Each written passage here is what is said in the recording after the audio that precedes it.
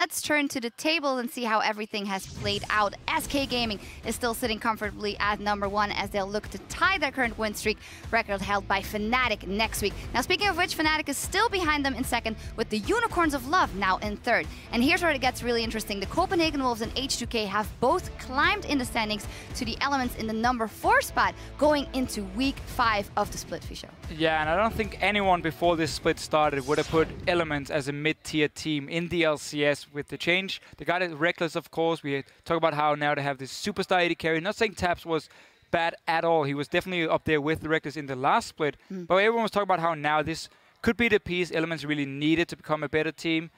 And yet, it simply doesn't work for them.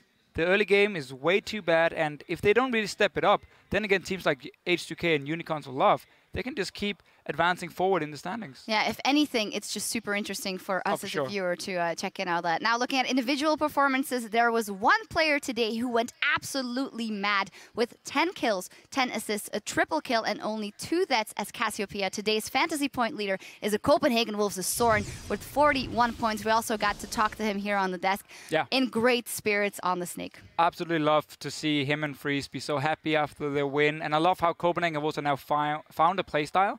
Well, we have 2 carries in Soren and Freeze, and we just built everything around them, and we trusted them to carry the late game. Yeah, let's hope they keep it up. At the end of the 50 players on stage this week, only 5 of them have earned the title of truly OP. The first one we like to point out is actually an entire team, H2K as a team, stepping up 7.9, Team KDA, and just...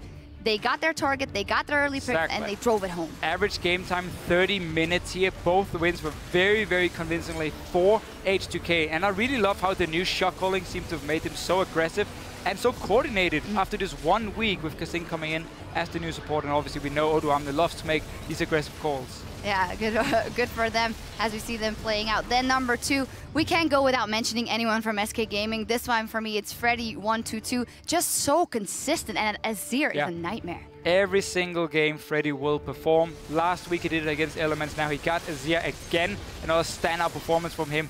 He's so hard to shut down because the guy is so smart as well. He's expecting every single gang towards him. So we saw Copenhagen Wolves try and shut him down. Didn't work. We saw again today. You try to shut down Freddy. Nope, it's not going to happen. He's going to get all the farm he wants. Yeah, our third OP player this week is Diamond. 603 is Nidalee in the upset over Elements. 2-0 week for Gambit. Just, I want to stay away from saying Diamond is back. He's just, you know, they're all stepping up for his team, and he's being a crucial element for that. Exactly. He stole a lot of objectives here. We saw the Smite and Spear combination from him, and it was just his performance against Elements, how he was kiting around on this Nidalee here, constantly just being a pain for them to deal with. And in the end, fantastic score, didn't even die. All right, and then the next one coming in here as our OP this week is Power of Evil, 9-2-8 in 2 games. Fantastic performance on Kog'Maw and on Cassiopeia.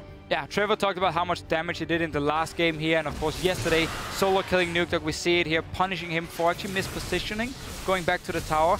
So Power of Evil has actually turned into one of the better mid laners we have in Europe. There was a lot of expectations coming into the split, and he's really actually shown how good he is. Yeah, living up to the hype is a hard thing to do, but he absolutely did it. And our last OP pick is also a mid laner, Soren. We have to call him out. And, well, Cassiopeia, he just loves that champion. He does so great on that. I'd love to see what he can bring on the others if the Copenhagen Wolves get those advantages. Yeah, it's really been his main champion, so it should start to be banned away from Copenhagen Wolves, because every time he plays it, we can see him have so much impact in team fights. Again, his laning phase is great. And this is just his most comfortable champion, to be honest. He said it himself here. He just feels like every single lane matchup, he can do whatever he wants. Yeah, fantastic one. But of those OPs, of our most valuable player coming out of those, carrying the Unicorns of Love with 9 kills and a KDA of 8.5 over 2 games as Cassiopeia and Kog'Maw. It is their mid laner, Power of Evil. Fantastic. Living up to the hype. It is a hard thing to do coming into the LCS. This guy delivered. Yeah, we just talked about how good he was in the 2 games we've seen this week, and actually close to every single game in this split.